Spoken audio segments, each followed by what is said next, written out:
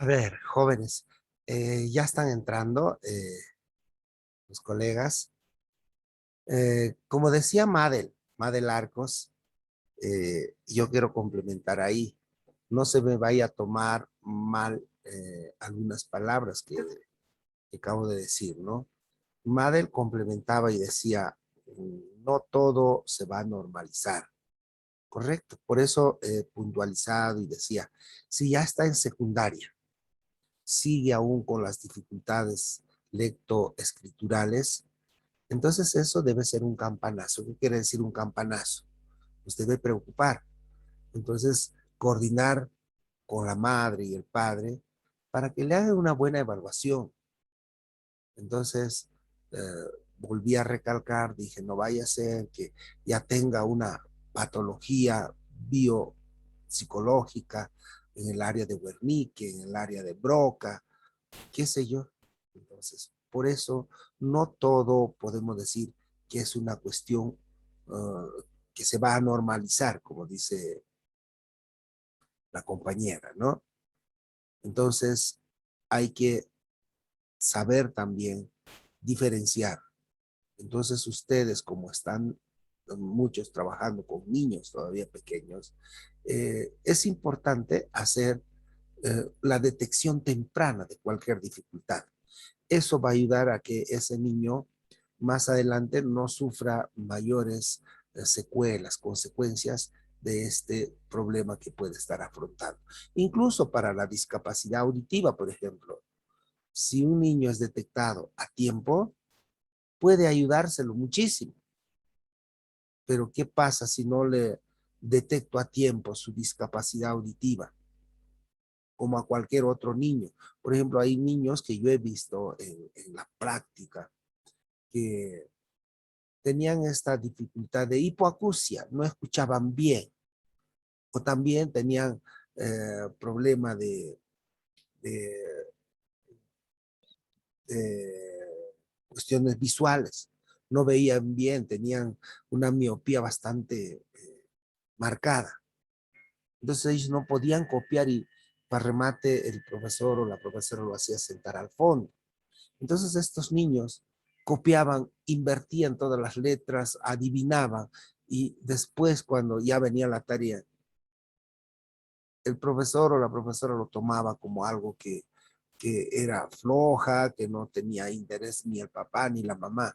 Y cuando ya estaba recién en cuarto, quinto, se dieron cuenta de que esta niña, este niño, no veía, no tenía la capacidad visual correcta. Igual sucede con los de la discapacidad auditiva. Entonces, por eso es interesante, es importante la detección temprana de cualquier anormalidad, de cualquier problema. Ya, jóvenes, quiero que entiendan así. No sé si alguien quiere comentar, decir Sí, algo. licenciada. Sí, adelante, madre. Bueno, justamente eso es muy importante, ¿no es cierto? En caso de discapacidad auditiva e incluso en discapacidad intelectual, los padres deben estar muy atentos, ¿no? No solamente, no siempre el niño cuando inicia escolaridad ya se puede detectar algún tipo de dificultad o de discapacidad. Incluso antes ya, ¿no?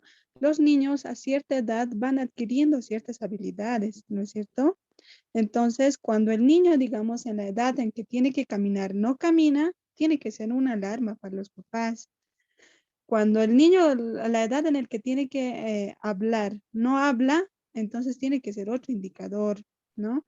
Entonces, podemos hacer detección de discapacidad auditiva o discapacidad intelectual desde mucho antes de que inicie escolaridad.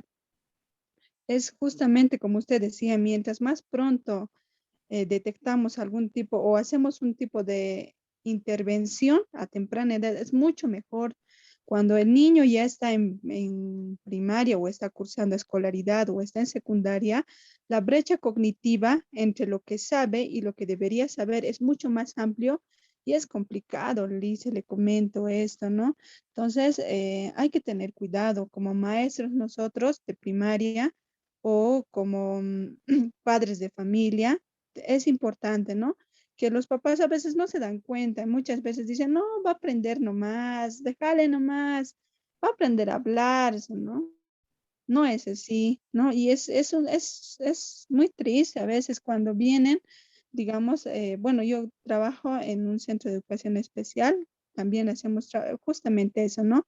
Identificación de niños con discapacidad, ¿no? O dificultades de aprendizaje. Los niños ya están en sexto de primaria, ¿no? O en secundaria y no saben leer ni escribir. Y el papá justamente ese tipo de información ha recibido. Me han dicho que va a aprender nomás y no es así, ¿no? Y es muy triste. Es importante nosotros desde nuestra posición de maestros orientar eso, ¿no? A los papás. ¿Qué está pasando con el niño, digamos, ¿no? Y se ve clarito, ¿no? Cómo, digamos, que estos niños han tenido pues un tipo de retraso, ¿no? De desarrollo y no se ha tomado las medidas necesarias, ¿no? Tal vez si estos niños hubieran sido detectados a muy temprana edad, otra hubiera sido la situación de estos niños, ¿no? Gracias, Liz. Muchas gracias, Madel. Mira, bien sabias sus palabras de Madel. Y esto decía que es la rica experiencia que tienen ustedes. Madel nos dice que trabaja en un centro de discapacidad, ¿no? Entonces, qué riqueza más grande que tiene ella, esa, esa experiencia, esa oportunidad. Entonces, esa oportunidad, mira, de conocer. Hay papás que, ¿verdad?, piensan así. Dice, no, mi niño no tiene ningún problema. Me han dicho que después va a desarrollar todo lo que ahorita tiene dificultad. No, a veces no es así. Entonces, por eso es importante, vuelvo a recalcar, la detección temprana de las dificultades en el crecimiento y desarrollo de los niños. Por eso ustedes no son enfermeras, pero son maestras. Si un papá, mamá, nunca lo ha llevado a su niño a su control de crecimiento y desarrollo en la posta de salud, no tiene un control de su eh, cuestión biológica, de salud, ni psicológica, entonces hay que mandarlo. Ahí lo van a evaluar cómo está. Ya está caminando para su edad, ya está diciendo algunas palabras. ¿Por qué no dice algunas palabras? Y ahí viene la detección temprana, ¿no? Y de repente no está escuchando bien. Por eso que a veces los niños te miran, porque su discapacidad auditiva se está expresando. Pero muchos papás, ¿cómo hemos aprendido a ser papás? ¿No? A veces eso hago en mis talleres de escuela para padres. Digo, ¿cómo hemos aprendido a ser papás, a ser mamás? ¿Hemos ido a alguna universidad? ¿Nos hemos graduado como papá, como mamá, con un título? No. ¿Quién nos ha hecho papá? La vida. A veces hemos visto a mamá, papá, con todas sus taras, con todos sus problemas, y nos hemos convertido en papá. Y cuando vienen las guaguas, a veces no sabemos ni cómo criarlos. Entonces ahí viene. Por eso ustedes como maestras, como docentes, están en esa capacidad de orientar. ¿Ya? Entonces sigamos con nuestro trabajo, o si alguien quiere comentar, hacer de repente alguna pregunta, adelante. ¿Nadie? Muy bien. Entonces continuamos con con el desarrollo de nuestro tema. Entonces, en este proceso, pues se traduce en las siguientes metodologías para enseñar a niños con discapacidad auditiva. El refuerzo visual, la lectura labiofacial, trabajar en grupos reducidos, lugar estratégico también, labios libres de obstáculos. Ahora mira, con este problema de la crisis sanitaria, problema del COVID-19, todos usamos nuestro famoso barbijo. Ahí ya tenemos una limitación, ¿no? Ahora en las provincias ya se están dando clases presenciales, pero con medidas de bioseguridad, nos dice. Entonces, ese barbijo es una traba bastante fuerte. Entonces, no sé si todavía por ahí, por las provincias, siguen usando barbijo, porque he visto que ya por acá, por los Yungas, Coroico, por Arapata. Ya los chicos no usan barbijo, están como si fuera todo normal, ¿no? Entonces creo que eso tenemos que aplicar. El refuerzo visual, principalmente, por eso ellos son visogestual, ¿no? La lectura labiofacial, trabajar en grupos reducidos, eh, trabajar en grupos reducidos, porque eso ayuda mejor. Y luego en lugares estratégicos, con buena iluminación, con buena estimulación lectoescritural, y esto de aquí, los labios libres de obstáculos. Entonces, este es el proceso que traduce en la metodología para enseñar a niños con discapacidad auditiva. Tenemos también eh, estrategias para promover el contacto temprano con la lengua con la lengua escrita. Para promover el contacto temprano con la lengua escrita, se plantea como estrategia general el crear un ambiente letrado, rico en material impreso y que a la vez ofrezca múltiples oportunidades para aproximarse a la producción de textos. Esto he visto, por ejemplo, bastante, he visto en la parte de Coroico. Uno fue, por ejemplo, en el internado de Carmen Pampa.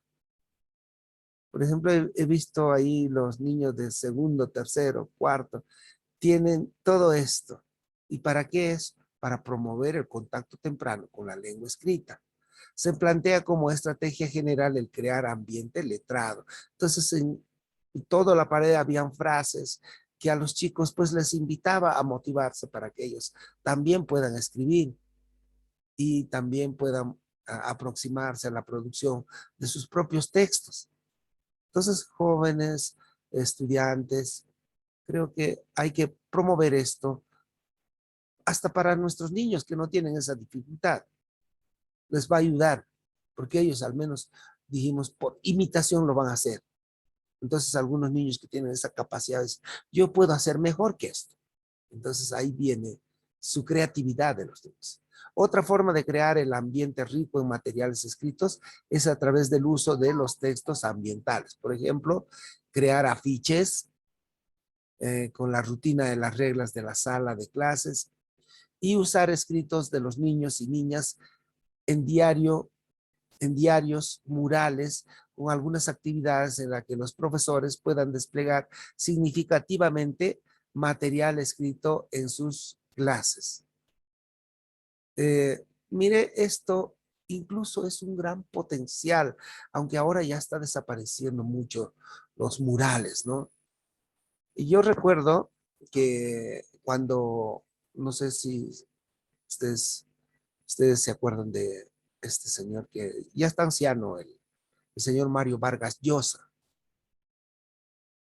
Mario Vargas Llosa en su comentario, claro, él es ganador del premio Nobel, ¿no? De literatura ya hace años. Entonces él en una entrevista decía, ¿cómo me convertí en escritor?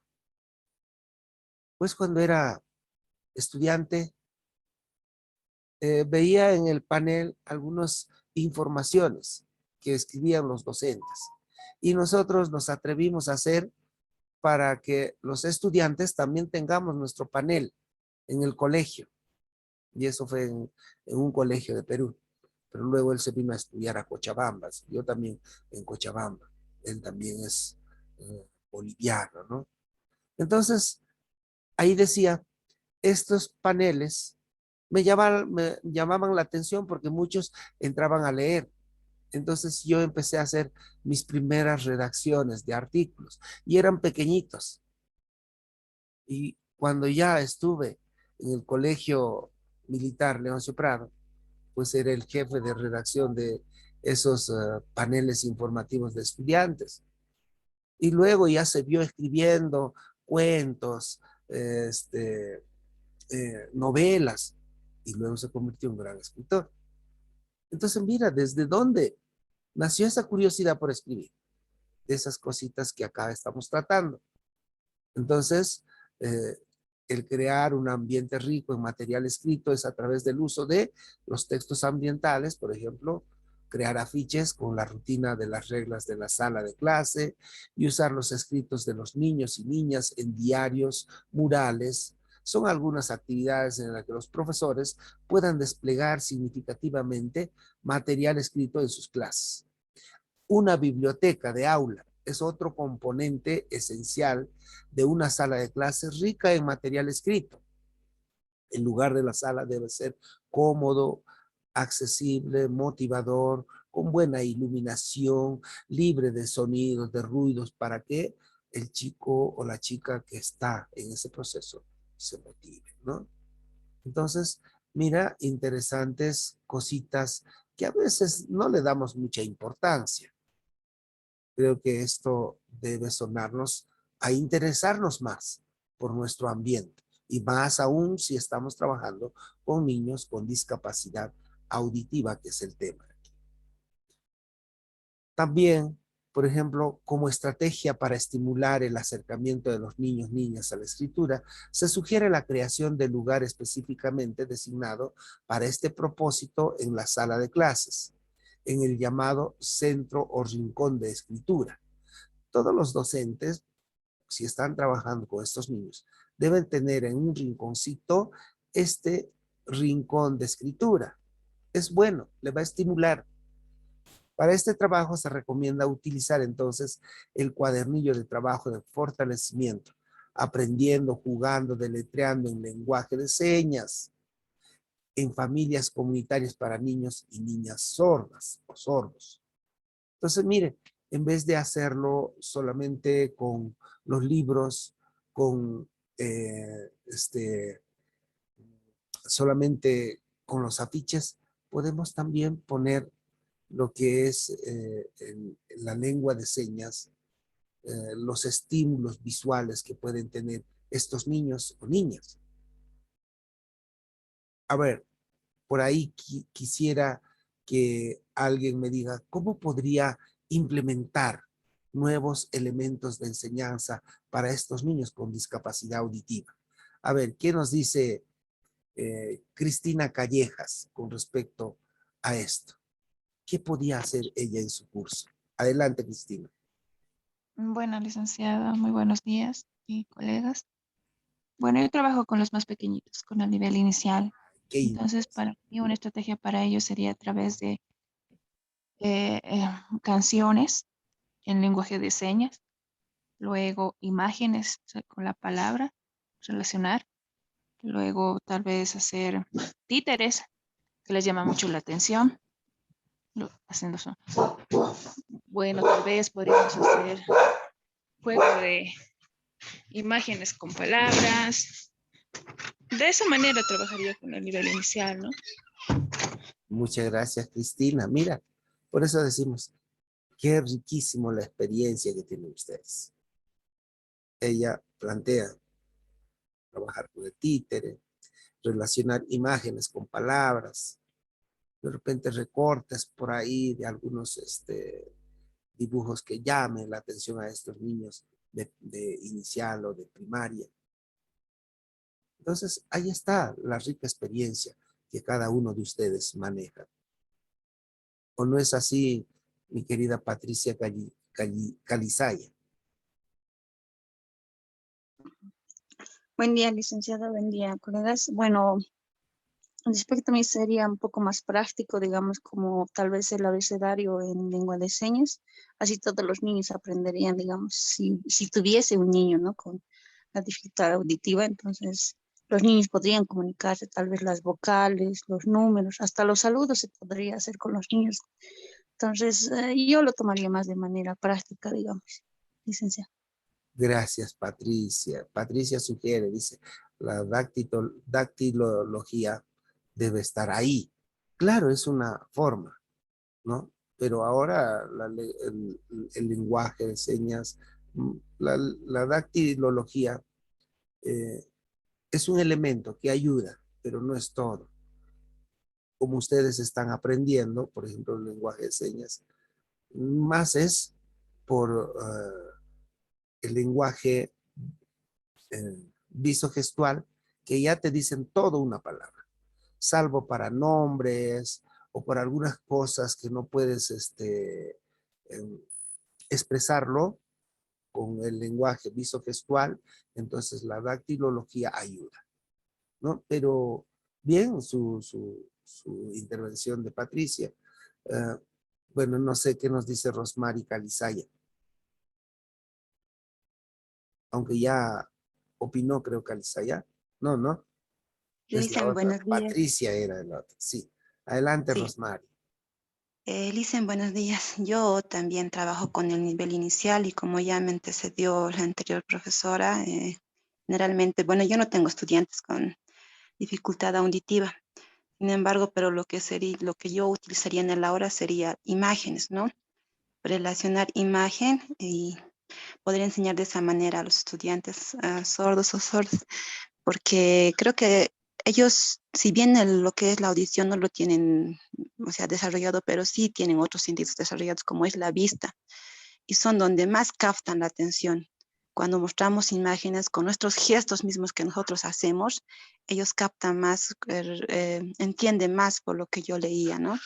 Entonces, tal vez de esa manera podemos llegar a ellos con imágenes, a los estudiantes, con cuentos incluso hecho con imágenes, ¿no? De esa manera, licenciada. Muchas gracias, Rosemary. Creo que sí. Ellos, por eso, son los niños que tienen la capacidad de, de recepcionar y de intercambiar las cuestiones visogestuales, ¿no? Entonces, prácticamente está anulado o disminuido su capacidad auditiva. Por eso ellos son más visogestuales. Entonces, eso hay que estimular para que estos niños con discapacidad auditiva tengan el desarrollo lectoescritural. Vamos a continuar entonces nuestro, con nuestro tema que estamos desarrollando. Habíamos pasado rapidísimo este tema que teníamos que eh, tocarlo un poquito más, por ejemplo, esto de aquí. El refuerzo visual, la lectura labiofacial, trabajar en grupos reducidos, lugares estratégicos, labios libres de obstáculos. Esto de aquí, jóvenes estudiantes, señoritas, lo van a encontrar en el texto. Yo lo estoy haciendo rapidísimo porque prácticamente los 90 minutos se nos pasa volando. Por ejemplo, ya quiero terminar para empezar a decir las tareas que tenemos en la actividad académica. Tenemos también actividad académica para esta semana, que ya hasta el día lunes tienen que presentar de la primera semana. Y a la vez ya se viene la segunda semana, también tenemos eso. Entonces, por eso que estoy haciendo bastante reducido, ¿ya? Ustedes en el texto de la semana lo van a encontrar todo esto. Tenemos entonces la estrategia para enseñar a niños y niñas con discapacidad auditiva.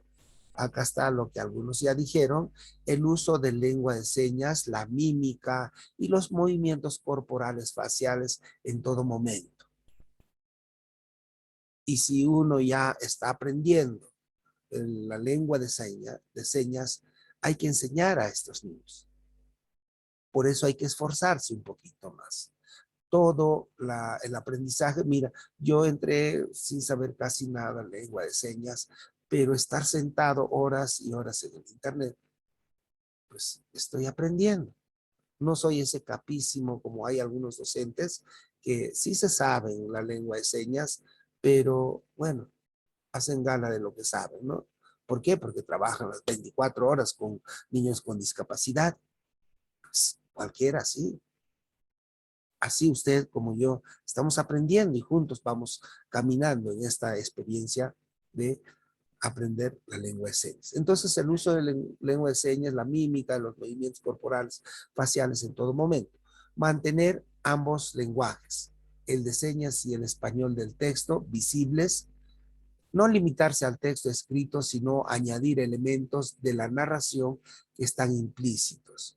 No solamente le leas, sino también ayúdale con algunos gestos, gráficos, qué sé yo.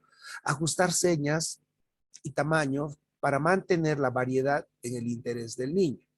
Conectar la lectura con la realidad del niño.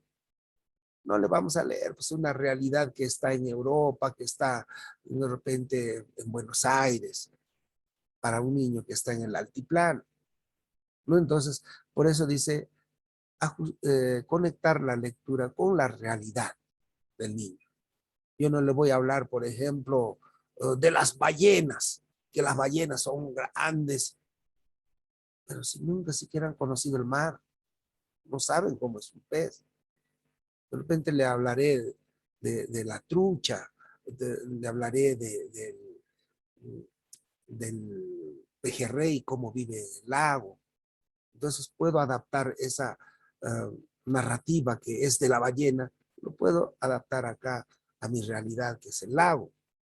Si estoy en la parte oriental, por ejemplo, de los ríos, pues en vez de hablarle de la ballena, le hablaré del surubí, le hablaré hasta del paiche, que ya produce por ahí, ¿no?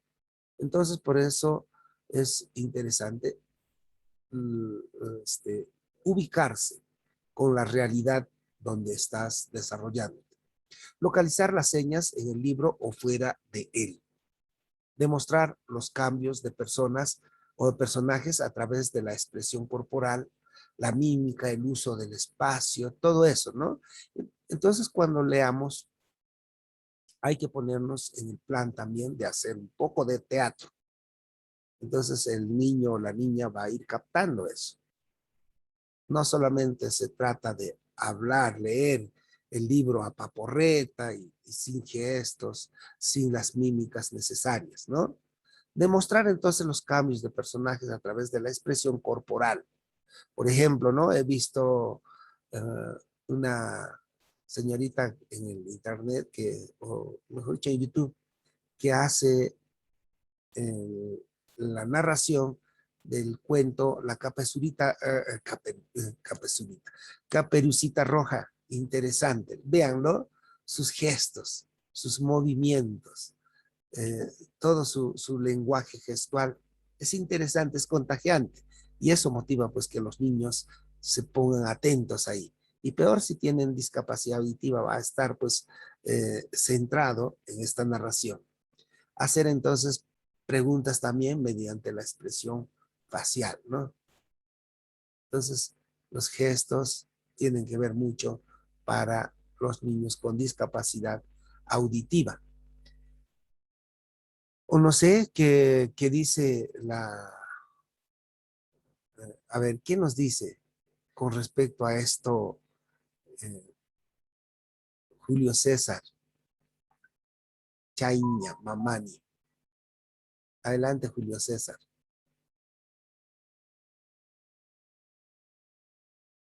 Julio César, bueno, creo que no está Julio César.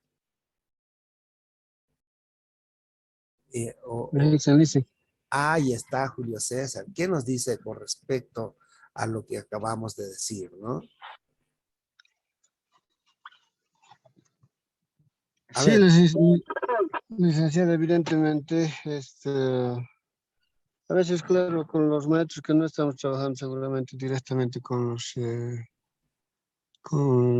aquellos estudiantes que tienen esa discapacidad o falta de sentido auditivo, no lo estamos palpando realmente. Sin embargo, tenemos idea ya, ¿no? Como ya hemos ido transcurriendo con los módulos, nos damos cuenta e incluso mi persona, por ejemplo, trabaja con estudiantes de secundaria y, bueno, por lo menos esto del alfabeto, todo aquello se va compartiendo también con estudiantes y ellos más fácilmente van también adquiriendo esos conocimientos, ¿no? Aunque a algunos o de repente nos cuesta, pero ellos tranquilamente van aprendiendo esto los movimientos de las manos, por ejemplo. Entonces yo creo que es muy importante el poder ver estos aspectos que está mencionando Lice, ¿no? Y yo creo que a manera de poder ir compartiendo también experiencias, uno va fortaleciendo sus conocimientos y dándose ideas de que al momento se le ocurre pues poder hacer también muchas cosas en el aula con los estudiantes, aunque no tengamos, como indicó, estudiantes que tengan esta discapacidad. Solo eso, Lice. Muchísimas gracias, mi estimado. Mira, ya faltan 10 minutitos para culminar la reunión presente. Entonces, en estos 10 minutitos, mire, todo lo que hemos estado tratando está en el texto, del cual creo que todos ya lo tienen, o en todo caso, bájenlo, está en la plataforma. Todas estas temáticas que estamos tratando aquí son del texto de la semana 2. Tenemos estrategias específicas para el aprendizaje y el desarrollo de la lectoescritura. Tenemos condiciones y dimensiones de la lectoescritura, donde se presentan las dificultades para el alumnado sordo. Tenemos las adaptaciones curriculares y la lectoescritura para niños con discapacidad auditiva como estrategia de aprendizaje. Todo eso y mucho más está en el texto. Como ya faltan 10 minutitos, ya la máquina me dice que te queda 10 minutitos antes de cerrar la sesión, vamos a pasar sobre todo a la orientación didáctica de la semana 2. ¿Ok? Ya, entonces, la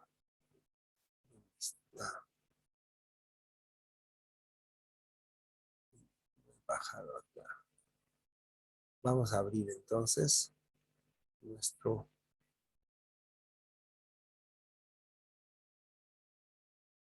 vamos a tener que abrir nuestra plataforma, ¿ya? Un ratito, por favor, vamos a abrir la plataforma es rapidísimo, así que no hay problema.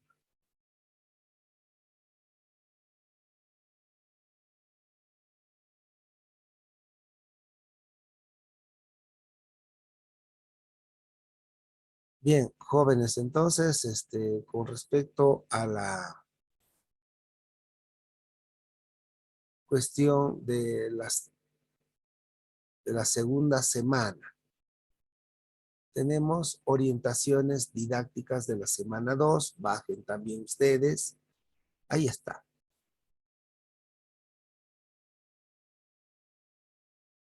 Esto es la orientación didáctica de la semana 2, adaptaciones curriculares y producción de materiales. Entonces, ¿qué van a hacer ustedes? Temática 1, estrategias metodológicas de enseñanza y aprendizaje y técnicas de instrumento de evaluación en procesos educativos para la lengua de señas de Bolivia. Ahí tienen su propósito pedagógico.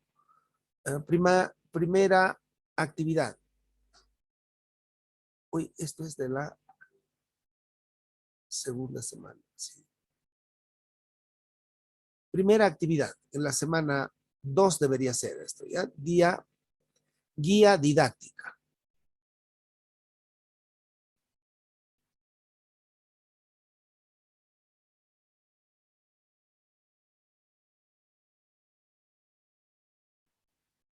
Ahí, como pueden ver, producto de la primera actividad, elaborar y diseñar una guía didáctica de estrategias metodológicas, técnicas e instrumentos de evaluación para lengua de señas de Bolivia, para niños y niñas y jóvenes con discapacidad auditiva. ¿Qué se va a evaluar? La capacidad de análisis reflexivo, originalidad y creatividad del trabajo elaborado, presentación de guía didáctica de estrategias metodológicas, implementación de adaptaciones curriculares de lengua de señas Bolivia, según el grado y nivel, especialidad del diplomante. Segundo es la grabación de video en lengua de señas.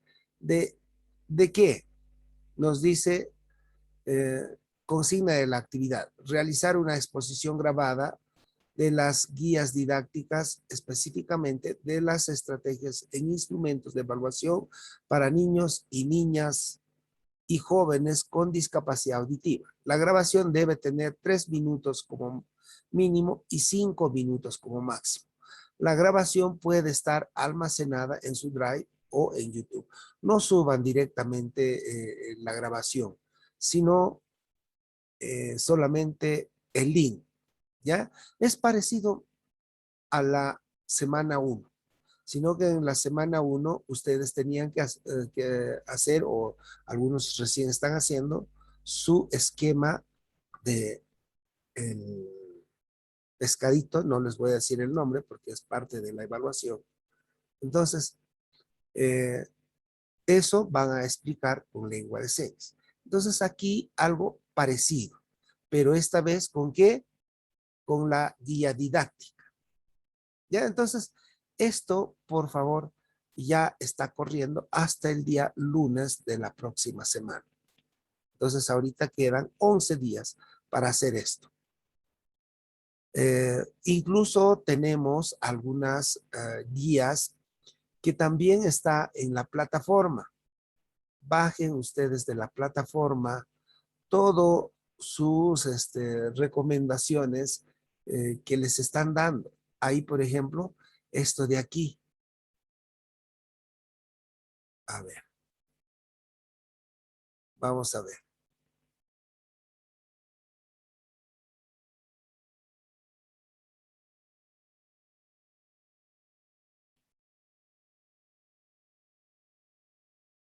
Esto también está en la plataforma, por favor, ¿ya? Esto es una guía, mejor dicho, un ejemplo.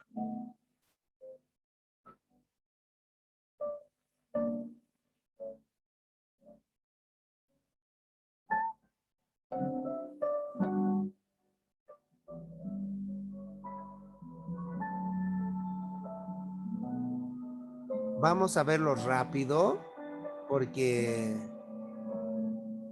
tiene una duración de 10 minutos.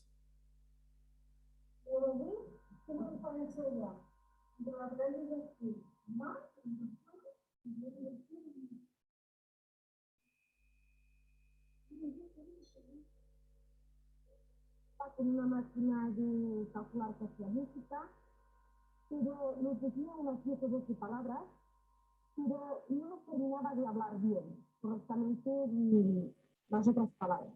Entonces, Sí misma no comporta, sin embargo, el pleno acceso al lenguaje oral. Se precisan asimismo unas condiciones educativas favorables, entre las cuales destaca el papel primordial del medio familiar. Así pues, el trabajo curricular con estos niños tiene que innovar una modalidad educativa muy flexible en cuanto a ubicación escolar y en cuanto a recursos que se les ofrecen.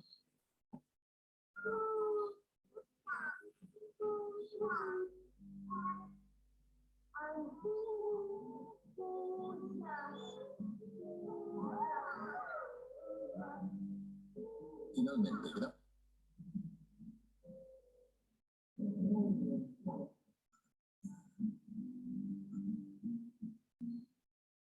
hay que respetar las particularidades comunicativas del alumnado sordo y disciplinares.